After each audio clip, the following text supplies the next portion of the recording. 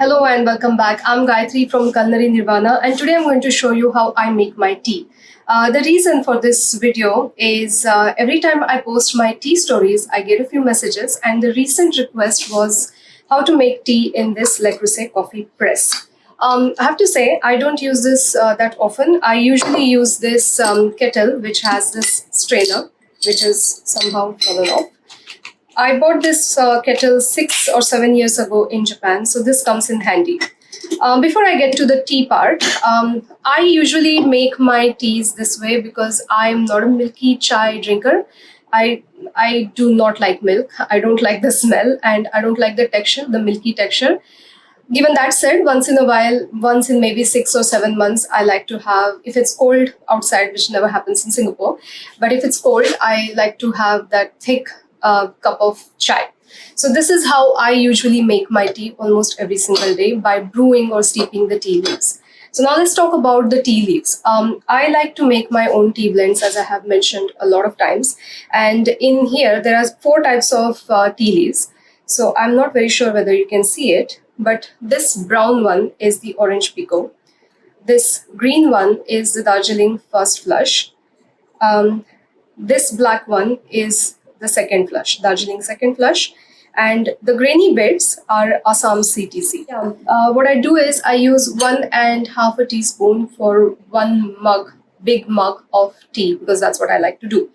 And for spices, I usually don't use anything apart from cardamom and black pepper, because that's just my preference. I'm not a huge clove lover. And with that, I also, every single time I make tea, there has to be ginger, there has to be lemongrass. Reason, ginger is excellent for immunity, and lemongrass is, it helps in my allergies and asthma.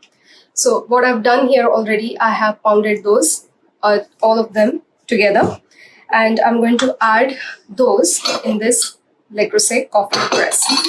And before I get to that, I have to get my kettle on, so it's going to be a little bit noisy, all right? Right, so I'm going to add these things in here. And then I'm going to add my tea leaves in there. So if I'm using this kettle, I like to use my tea cozy because it keeps the tea warm. In this one, however, I don't think that you need to use the tea cozy because it keeps it warm quite a bit. So I'm just going to add a big, I'm just eyeballing it because I know how much it is. So that's about it.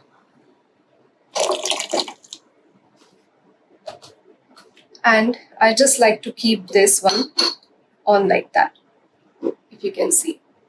So once the tea is brewed, what you need to do is you need to press it down, add a little bit of milk, and voila, your tea is ready. So all right, people, so this one is been brewing from last 5 minutes, and that's how much I like to brew my tea. I don't like very strong tea. So I am going to add a very little milk, about a splash, a small splash. And now I'm just going to press this down. And that's it. Voila, your tea is ready.